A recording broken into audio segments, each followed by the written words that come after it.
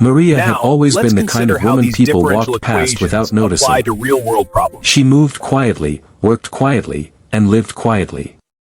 Every morning, before the sun had fully risen, she would step out of her small rented room, tie her hair back into a loose bun, and make her way to the university where she worked as a cleaner. Students rushed around her, laughing, talking, complaining about assignments, but none of them ever wondered who she was or what she dreamed about.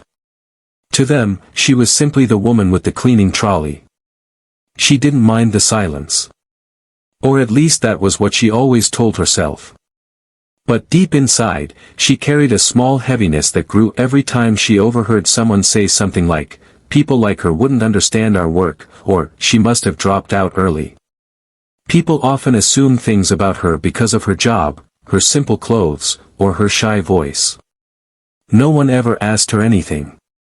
No one knew that after work, she would go home, open her old second-hand books, and teach herself mathematics for hours. Her love for numbers started when she was a child. At 10 years old, she solved adult puzzles without knowing they were supposed to be hard. But life had not been kind. Poverty forced her out of school early. She worked small jobs to support her mother.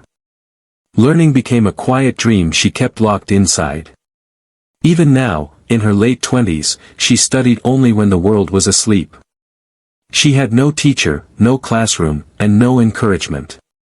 But she had an old notebook filled with her handwritten formulas, and she guarded it the way some people guarded their jewelry. Every night, she sat by the small window of her room, letting the streetlight help her read pages of calculus, algebra, and geometry. She didn't always understand everything at first, but she had patience. She solved problem after problem until eventually her mind grew sharper and faster than most students who studied officially. Still, nobody knew. It was a secret she held tightly because she feared she would be laughed at if she told anyone that a cleaner could understand advanced mathematics. One morning, as she entered the university hallways, she overheard a conversation that stayed with her for the entire day. A group of students were walking behind Professor Langley, one of the most respected and feared professors on campus. He was known for his strict teaching style and even stricter attitude toward anyone he believed was less intelligent. A student asked him, "Sir, do you think anyone can learn calculus if they try hard enough?" The professor scoffed. "No. Intelligence is not equal. People with simple brains can't touch real mathematics. It's not for them." Maria slowed her steps without meaning to. The words stung her, though she had heard similar things many times. She kept walking, head lowered, pretending she didn't hear. But those words sat in her chest like a small stone. Later that afternoon, she was cleaning one of the lecture halls after a long class had ended. The whiteboard was filled with numbers and equations, symbols she recognized easily. She walked toward it and rewrote one of the displayed steps in her notebook, checking it against her own method. As she stood there solving silently, she felt someone enter behind her. It was Professor Langley. He looked surprised to see her scribbling on the board. His eyebrows lowered slightly as he asked, "Why are you touching the board? You are not supposed to write here." Maria stepped back instantly, embarrassed. "I'm sorry, sir. I was just cleaning." He stared at the equation she had partly rewritten. "Do you even know what that is?" She froze for a second. The right answer sat on her tongue, but fear locked her voice. She simply shook her head. It was safer that way. He sighed, annoyed. "Of course you don't. You people never do. You people." The words hit her harder than the tone. After he left, Maria stood in the empty lecture hall, staring at the chalk dust on her fingers. She knew the answer. She knew the steps. She knew more than he would ever imagine. But she didn't have the courage to speak. Years of being treated as someone unimportant had trained her to stay silent. But something different happened that day. Instead of going home and studying quietly as usual, she sat on a bench outside the university, thinking deeply. She watched students walking past with backpacks and laptops, laughing freely as if the world belonged to them. She didn't envy them, but she wondered what her life would have been like if she had been given the same chances. Maybe she wouldn't be invisible. Maybe she wouldn't have to hide her mind. She opened her notebook and ran her fingers over the pages filled with equations she had solved over the years. A small ache grew in her chest. She wasn't angry. She was just tired of being underestimated. Tired of hiding. Tired of people assuming she was simple because she wasn't dressed like them. She whispered to herself, "One day, they'll see me." She didn't know it yet, but that day was much closer than she imagined, closer than any moment in her entire life. And when it came, it would change everything, not just for her, but for everyone who had ever judged her without knowing who she truly was. Maria entered the large lecture hall late in the afternoon, pushing her cleaning trolley quietly, trying not to disturb anyone. She thought the hall would be empty, like it usually was at that hour. But today was different. 40 students were still inside, gathered around Professor Langley, who stood at the front of the room with a piece of chalk in hand. He was explaining a complex calculus concept that most students struggled to understand. Maria froze near the door, unsure whether to walk in or wait outside. But the professor saw her instantly. His sharp eyes narrowed. "You there," he said, pointing at her with the chalk, "you can come in. We are finishing." Maria swallowed nervously and stepped inside, her eyes lowered. She pushed the trolley to the side wall, pretending she wasn't listening to the ongoing lecture. But she couldn't help it. Math always pulled her in like a magnet. Even though she knew it was dangerous for her to look too interested, her eyes drifted to the board covered in symbols. Professor Langley noticed. He smirked. "Do you understand what's written here?" Maria froze. All eyes turned toward her. She shook her head quickly, though she knew the entire equation by heart. She had solved similar ones dozens of times at home. But she couldn't admit that. Not in front of a room full of students who already saw her as nothing more than a cleaner. But today, the professor wasn't satisfied with her silence. He stepped aside from the board, cleared a small space, and then wrote a new equation, much harder than the one before. The chalk screeched across the surface as he drew complex integrals, strange symbols, and a long multi-step expression. When he finished, he turned to Maria with a small smile, the kind a person wears when they expect someone to embarrass themselves. "Here," he said, tapping the board, "solve this." The room went silent. Maria stared at him, stunned. She hadn't expected this. She hadn't asked for this. She didn't even understand why he was doing it. A girl in the back whispered to her friend, "Why is he asking her? She doesn't even know algebra."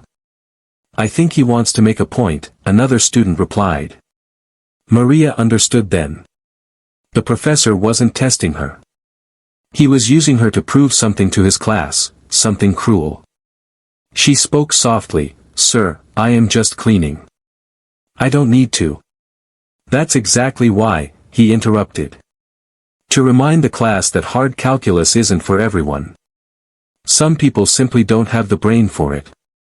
The word struck her like a slap. The students watched her carefully, some amused, some curious, some expecting a funny scene. Maria's heart began to beat faster. She wanted to walk out. She wanted to say no. But something stopped her. Maybe it was the way he said, "People like you." Maybe it was the years of being underestimated. Maybe it was the memory of solving dozens of these problems alone in her tiny room. Her hands trembled as she stared at the chalk he held out. She didn't take it. The professor raised an eyebrow. "You can't do it, can you? It's all right. It's normal. This is beyond you." The class chuckled. A few students shook their heads, already bored. Maria stood quietly for a moment, breathing slowly. She wasn't angry. She wasn't embarrassed. She simply felt tired, tired of being treated small, tired of pretending she knew nothing. Her eyes lifted just a little, and she looked at the board. Every symbol was familiar. Every step was clear in her mind. She could solve it. She knew she could. A sudden calm washed over her. She took a step toward the professor. The students leaned forward. Even the professor looked surprised for a moment. Then Maria slowly reached out and took the chalk from his fingers. A ripple of whispers spread across the hall. What is she doing? Does she really think she can solve it? This is going to be embarrassing. Maria didn't listen. Her heart was steady now. She walked to the board, feeling the chalk between her fingers, remembering all the late nights she had taught herself exactly this type of problem. She lifted her hand. The room held its breath. With a small tap, the chalk touched the board. And Maria began to write. When the first line of chalk touched the board, the students leaned forward without meaning to. They had expected Maria to freeze, to scribble nonsense, or drop the chalk and run away. But something strange happened. Her hand didn't shake. Her writing wasn't slow or confused.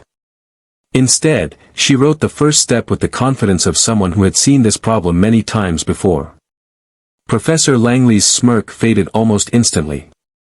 Maria didn't look at him or at the class. She focused only on the board, letting her mind guide her hand. The first step flowed smoothly into the second. She simplified part of the expression, then separated the integral in a way the professor himself rarely used. The students stared, confused. It didn't look like guessing. It didn't look like copying. It looked correct. A boy in the front row whispered, "Wait, is she doing it right?" A girl sitting next to him frowned, leaning even closer. "I think she is." Maria heard none of it. In her mind, the classroom disappeared. The voices faded, the walls melted away, and she felt like she was back in her tiny room, solving problems under the dim streetlight. She remembered the nights she had stayed awake until her eyes burned, the hundreds of scratches in her notebook, the moments she solved one step wrong and had to start again. She remembered how she had never been praised, not even once, despite her talent. Now, for the first time, the world watched. She wrote the third step, and then the fourth. Her movements were calm, but inside her, her heart beat fast. Not because she feared failure, but because she couldn't believe she was finally letting her mind breathe in front of others. The professor finally stepped forward. "Stop," he said sharply. Maria froze, the chalk still touching the board. Her hand lowered slowly, afraid she had crossed some invisible line. Professor Langley leaned close, inspecting the steps she had written. His eyes narrowed. He traced each part carefully, checking for errors, expecting to find a silly mistake. But everything was correct. And worse for his pride, the method she used was elegant. Clean. Almost advanced. His expression hardened. "Where did you learn this?" Maria didn't turn around. I study at home, sir." "You study?" he repeated, almost mocking. "From what?" "Children's books." Maria shook her head. "Old textbooks." The class murmured. "Old textbooks? As in, self-study? No teacher? No classes? No guidance? Impossible." Professor Langley scoffed loudly. "Continue then. Let's see how far you get."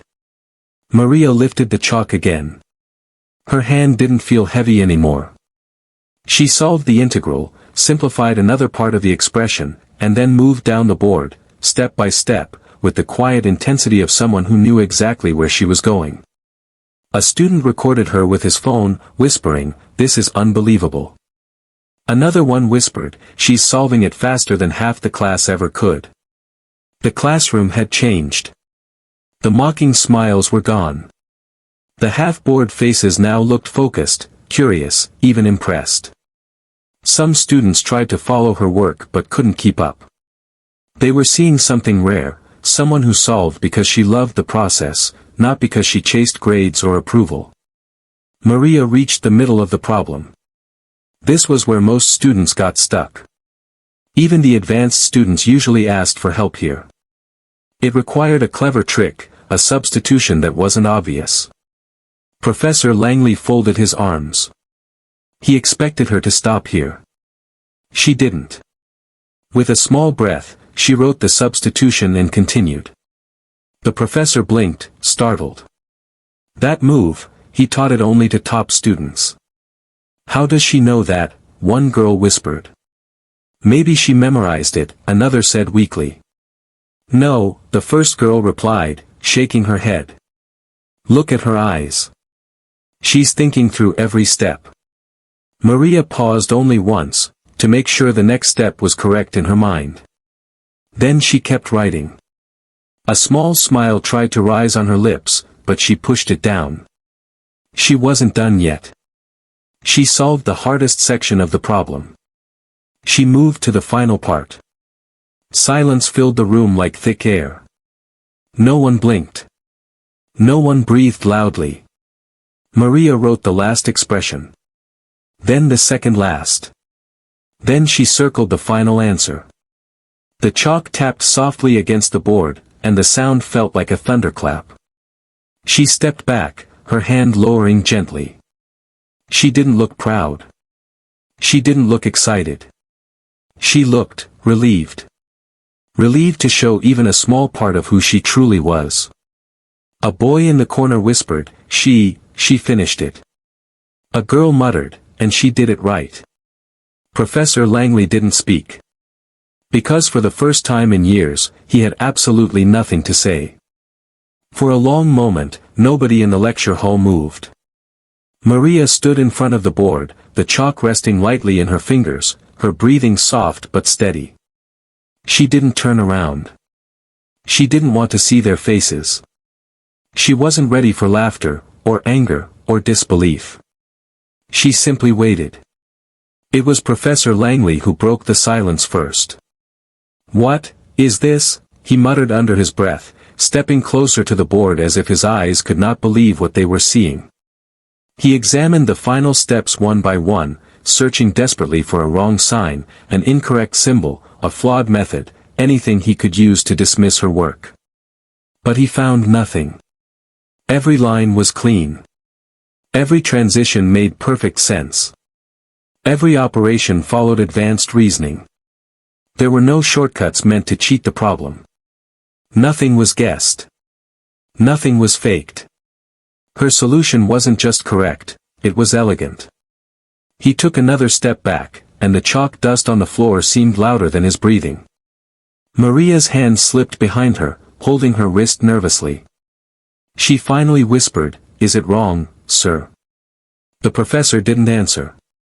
He was too busy battling his own pride, something that had never been challenged inside his own classroom.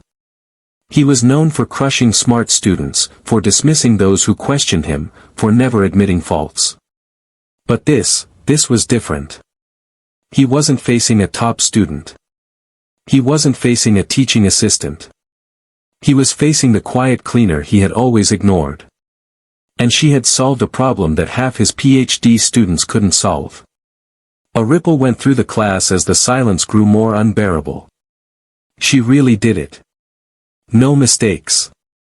This is crazy. She solved it faster than we ever could. One of the bold students raised his hand awkwardly. "Professor, is it correct?" Professor Langley opened his mouth, closed it again, and then finally forced the words out. "Yes," he said stiffly. "It is correct."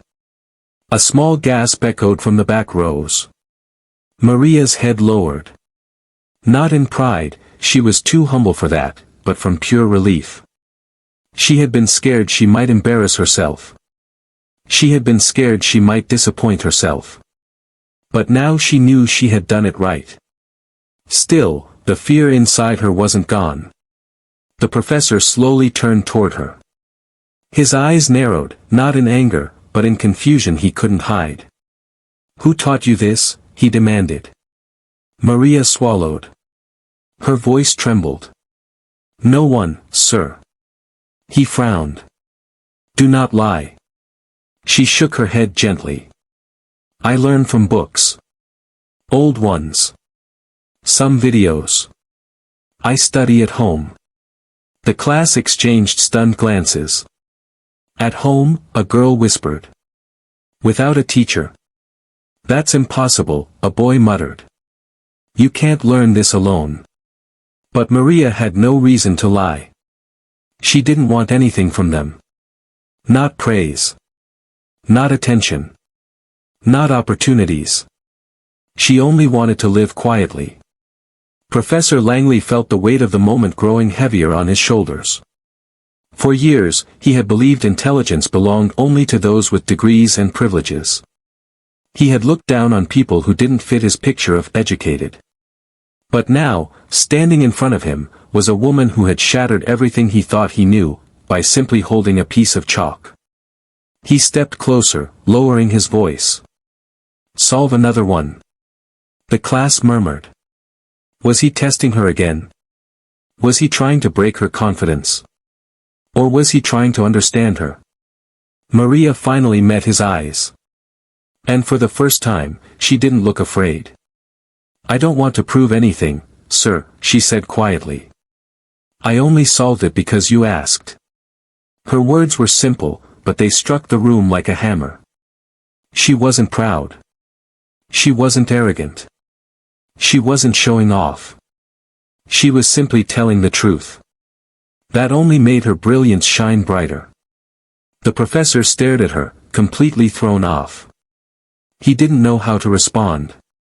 His ego wanted to push her again, to challenge her, to find a limit to her intelligence. But something inside him, something small and rarely used, held him back. Respect. The students noticed it too. Their eyes softened.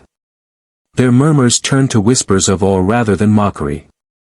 Maria stepped away from the board and placed the chalk carefully on the table, as if it were something fragile. She picked up her cleaning cloth, ready to continue her work. But no one saw her as just a cleaner anymore. Not after what they had witnessed. Not after she had rewritten their idea of intelligence in front of their eyes. And without knowing it, Maria had just changed her entire future in that one quiet, trembling moment. Maria placed the chalk down gently, as if the board itself might shatter from the weight of what had just happened. She stepped back, ready to return to her cleaning trolley, hoping the moment would fade away quietly. But fate had other plans. The students didn't move. They weren't ready for this moment to end. They stared at her as though she had walked out of a legend, someone who stepped into their world for a moment and rewrote what they believed was possible. One of the boys whispered loudly without meaning to, "Did we just watch a genius?" A girl's voice followed. She solved the whole thing, and she didn't even look stressed. Maria kept her head down. She didn't like attention. She didn't want eyes following her. She was used to being invisible. Now, suddenly, she felt like 1,000 lights were shining on her. But the moment turned even more serious when a student from the back stood up. He held his phone, its camera still recording. He had captured the entire thing. And he wasn't the only one. 3 others had recorded her too. Maria froze when she realized it.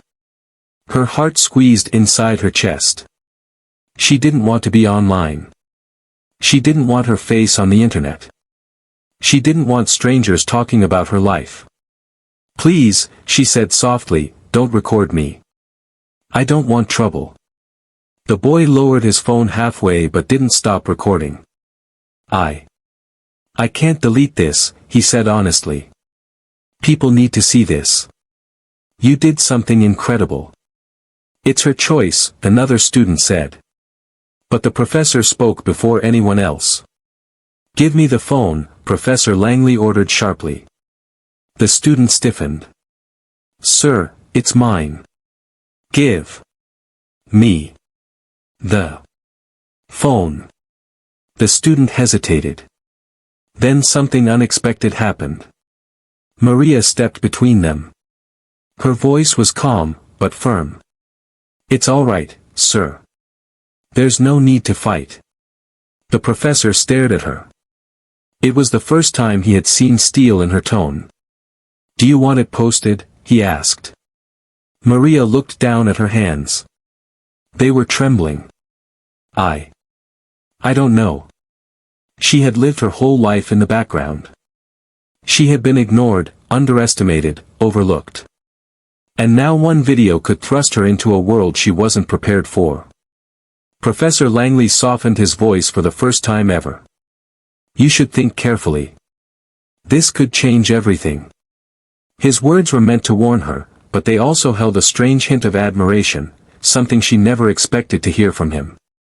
Before she could reply, the classroom door opened. A young lecturer, Dr. Patel, stepped inside. He looked confused seeing everyone gathered and silent. "Is everything all right?" I heard shouting in the hallway. A student raised her hand. "Sir, you need to see what she did." Dr. Patel looked at Maria, then at the board. His eyes widened immediately. "Who solved this?" Maria's cheeks flushed.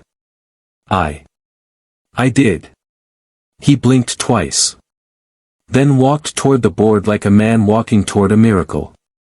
He examined each step carefully, and his expression shifted into shock. "This is perfect," he whispered. "Not just correct, brilliant." Maria froze. Brilliant. No one had ever used that word for her. The students exchanged excited looks. They had never seen Dr. Patel react this way. He turned to Professor Langley. "Did you teach her this?"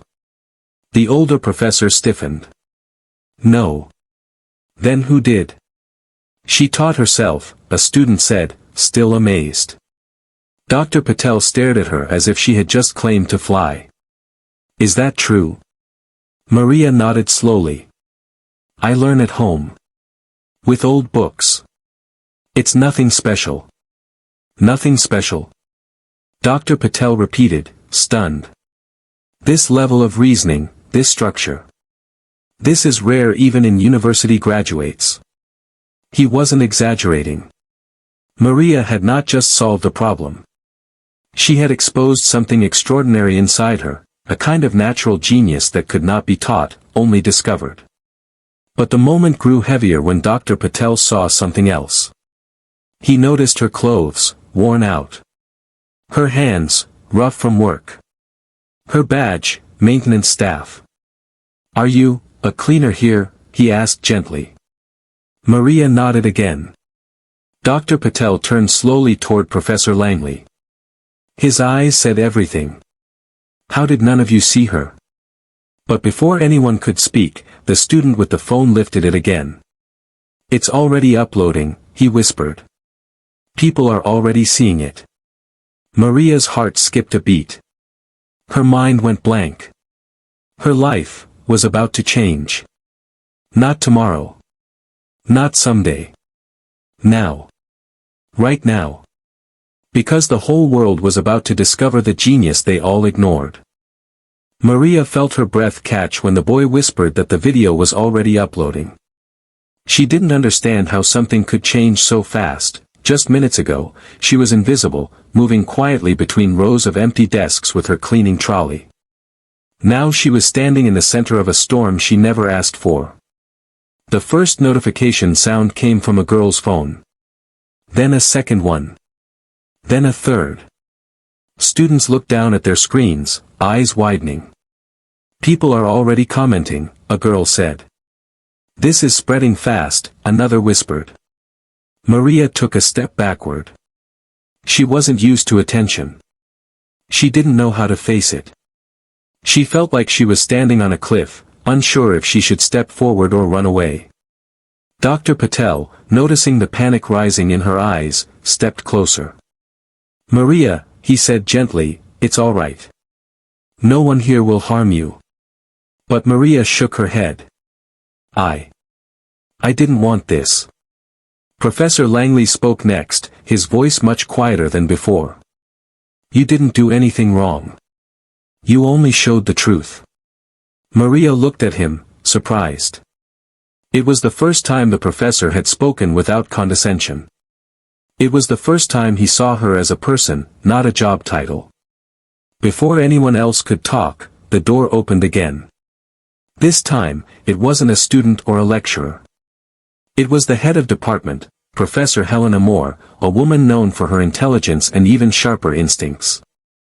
She rarely visited lecture halls, but the noise in the hallway had drawn her.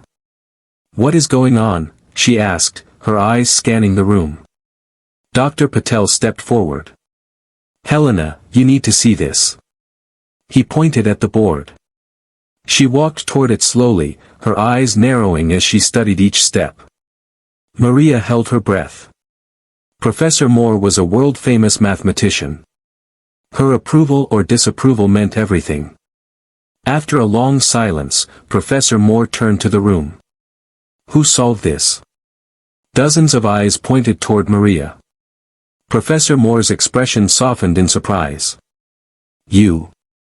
Maria nodded nervously. The head of department looked at the board again, studying it more deeply, her jaw tightening with disbelief. "This solution is remarkable. Clean. Elegant." Professor Langley swallowed hard. "She did it in one go. And she works here?" Professor Moore asked. "Yes," Langley muttered. "As a cleaner." The head of department's eyes sharpened. She turned to Maria. "How long have you studied mathematics?" Maria shook her head. "I never studied it in school. I read books at home, when I have time." Professor Moore blinked slowly. "Self-taught?" "Yes," Maria said quietly. The room felt like it had stopped breathing. Professor Moore stepped closer to her. "Maria, would you allow us to test your abilities formally?" Maria looked frightened. "Test me? I don't think I'm ready." Dr. Patel smiled softly. "Tests aren't to trap you. They're to show what you can truly do." "But I don't want people laughing at me," she whispered. Professor Langley, surprisingly, was the one who answered. "No one is laughing, Maria. Not anymore." The way he said her name, respectfully, without irritation, made Maria's chest tighten. Before she could respond, dozens of phone notifications exploded through the room again. Students lifted their screens. "It's going viral on TikTok. It's on Instagram now. Someone shared it on a math forum. There's already thousands of views." Maria felt dizzy. Dr. Patel quickly stepped toward her. "Maria, may I take you somewhere quieter? You need space to think." She nodded, grateful. But as she turned to leave, Professor Moore spoke firmly. "Patel, bring her to my office. Immediately." The students widened their eyes. Being called to Professor Moore's office was something that only happened to top researchers or rare prodigies. Maria followed Dr. Patel through the hallway. Students whispered her name as she passed. Some looked apologetic, remembering how they used to ignore her. Others looked amazed, like they were seeing a different person. Dr. Patel opened the office door for her. Professor Moore was already inside, waiting with several printed papers on her desk. "Maria," she said softly, "we want to give you an assessment. Not to pressure you, but to understand your potential." Maria hesitated. "What if I fail?" Professor Moore's voice was warm. "Then you fail. But that does not erase what you did today. Genius is not one test. Genius is consistency. And you showed something extraordinary." Slowly, Maria sat down. The test was placed in front of her. Her fingers trembled. This was the first time in her entire life that someone had asked her to prove her intelligence, not to humiliate her, but to help her. She looked at the first question. Something familiar lit up inside her. Confidence. She picked up the pen. And once again, Maria began to write. Maria sat in Professor Moore's office with the test paper in front of her, the pen trembling slightly between her fingers. She took a deep breath, looked at the first problem, and felt a familiar calm settle inside her. She recognized the structure, the pattern, the logic hidden beneath the symbols. In seconds, her mind understood the path forward. She wrote her first line. Then the second. Then the third. The room was silent except for the soft sound of her pen moving. Professor Moore and Dr. Patel sat across from her, pretending to read documents, but their eyes kept drifting toward her. They couldn't help it. They were watching something they rarely saw, a mind working at a natural, effortless genius level. Maria didn't rush. She didn't panic. She didn't guess. Every answer she wrote came from understanding, not memorization. Halfway through, she paused. Not because she was stuck, but because she remembered something painful. She remembered the nights when she had cried quietly after failing a problem alone in her room. She remembered her mother apologizing for not being able to send her to school. She remembered society telling her she wasn't smart enough, educated enough, worthy enough. Her eyes watered for a moment. But then she wiped the tears carefully and kept writing. When she finished the entire test, far earlier than expected, she placed her pen on the table and whispered, "I'm done." Dr. Patel blinked. "Already?" Professor Moore picked up the papers. She scanned through the pages slowly. Her eyes widened with each problem she checked. She flipped to the next page. Then the next. Her expression shifted from curiosity, to surprise, to disbelief, to awe. "Maria," she said softly, "this is extraordinary." Maria lowered her head, unsure whether to smile or cry. Dr. Patel leaned closer. "How much did she get?" Professor Moore looked up, her voice almost stunned. "Every question. Correct. Perfect logic. Perfect reasoning. She even used methods we only teach in advanced courses." Maria's heart thudded painfully. Is that good?" Both professors laughed, not at her, but from pure amazement. "It's more than good," Dr. Patel said. "It's exceptional." But Professor Moore wasn't finished. She opened a locked drawer and pulled out a sealed envelope. "Maria, earlier this afternoon, I asked our psychology department to run a quick preliminary assessment using the video your students recorded. I wanted to test something." Maria frowned softly. "Test what?" "Your raw cognitive potential," Professor Moore replied. The envelope looked heavier than paper should look. Maria stared at it nervously. Professor Moore slid it toward her. "These are your IQ test results." Maria hesitated. Her fingers shook as she opened the envelope. She pulled out the papers and stared at a number she didn't understand. Dr. Patel read it over her shoulder, and gasped. "This can't be real." Maria looked up at them, scared.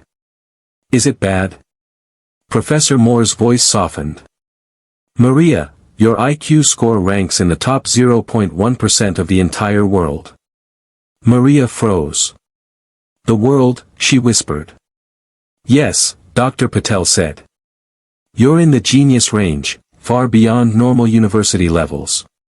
Maria blinked slowly, tears filling her eyes. "But I'm nobody. I'm just a cleaner." Professor Moore leaned forward, her voice firm but warm. "You are not just anything. Genius does not follow job titles. Intelligence does not follow class, money, or education. You are living proof." Maria covered her mouth with her hand as tears spilled down her cheeks.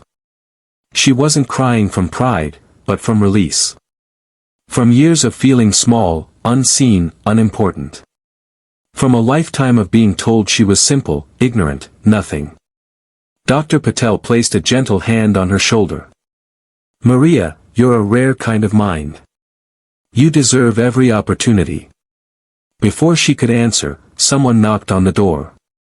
It was the university dean, followed by 2 board members. They looked serious, important, too important for someone like Maria. But today was not a normal day. The dean spoke immediately. "Is it true?" The woman from the video, she scored a genius-level IQ? Professor Moore nodded. More than genius. The board members exchanged quick glances. We need to discuss her future, one said. Maria's heart nearly stopped. My future? Yes, the dean said.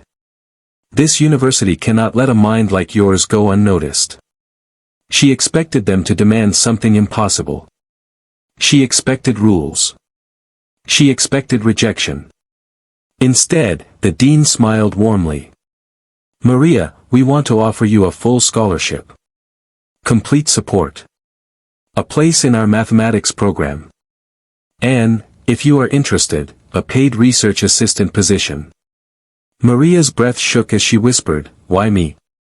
Professor Moore answered softly. Because you've earned it. And because, Dr. Patel added, the world is already watching you. Maria closed her eyes for a moment, overwhelmed. Her life, the one she thought would always stay simple and unseen, had just changed in a way she could never have imagined. And she had changed it herself. With nothing but a piece of chalk. Maria left Professor Moore's office feeling like she was floating, not walking. The hallway looked the same, the walls looked the same, the lights flickered the same, but the world itself felt different. Everything that once pressed her down felt lighter now. For the first time in her life, she was not invisible. Students gathered outside the office, waiting anxiously. When she stepped out, they turned toward her all at once. That's her. She's the genius. She solved the impossible problem. Phones lifted. Cameras pointed. But something unexpected happened. No one mocked her.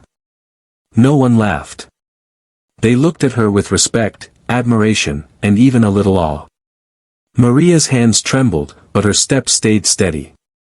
She felt small on the outside, but inside, something had awakened. Something she didn't even know existed. Professor Langley stood at the far end of the hallway, watching her. For years, he had walked past her without a second thought. Today, he stepped forward. When he reached her, he cleared his throat softly. Maria. She looked up, waiting for judgment, correction, anything. Instead, he lowered his head slightly. I misjudged you, he said. And I apologize, sincerely. The hallway fell silent. Maria froze. She never expected those words, from him, of all people. She didn't know what to say. She only nodded gently, unable to find the right words. The professor stepped back respectfully. For the first time, he didn't speak like he was above her. He spoke like a man realizing he had been wrong. Students parted, giving her space to walk through. Dr. Patel guided her outside the building, away from the noise, toward a small bench under a tree. She sat there, her breath shaky. Are you all right? He asked. I don't know, Maria whispered honestly. Everything happened so fast. He smiled kindly. Sometimes life hides its biggest blessings inside unexpected moments. But the moment wasn't done surprising her. Within hours, the viral video exploded in every corner of the internet. People from different countries commented, praising her intelligence. Some posted about how society ignores hidden talent. Some compared her to famous mathematicians. Others said her story gave them hope. Maria didn't know how to process any of it. By evening, news reporters arrived at the university gates.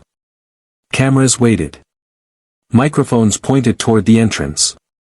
They were searching for the mysterious cleaner who solved the professor's hardest calculus problem.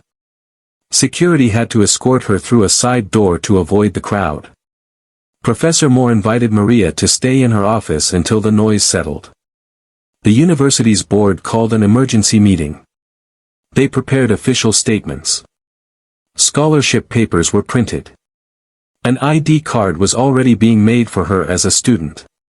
But the most emotional moment came when the dean entered the office carrying a folder.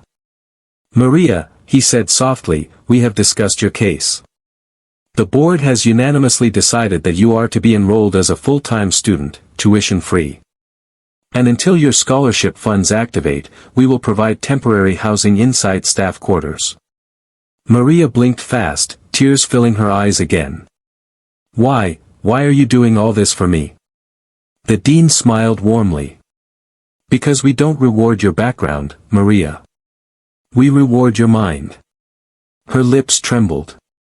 She had never heard anything so kind in her life. And, Professor Moore added, we want you to work with us as a research assistant. You'll be paid. You'll learn from the best. You belong here. Maria covered her face with her hands and cried quietly. Years of struggle, loneliness, and quiet nights solving equations by herself, all of it had led to this single moment of recognition. When she finally looked up, she whispered, "Thank you, truly." The next morning, Maria arrived at the university again. But this time, she didn't push a cleaning trolley. She didn't wear her old work uniform. She didn't walk with her head down. She walked with a new ID around her neck. Maria Santiago, mathematics student. Research assistant. Students greeted her with respect. Professors nodded at her politely. Some even smiled warmly. She walked back into the same lecture hall where her life had changed. For a moment, she stood at the front of the room, remembering the old her, the woman everyone ignored. Then she took a deep breath, stepped forward, and sat with the other students. Her journey had just begun. The world finally saw what she was. Not invisible. Not simple. Not forgotten. A genius, quiet, humble, and unstoppable. And Maria promised herself she would never let anyone dim her mind again.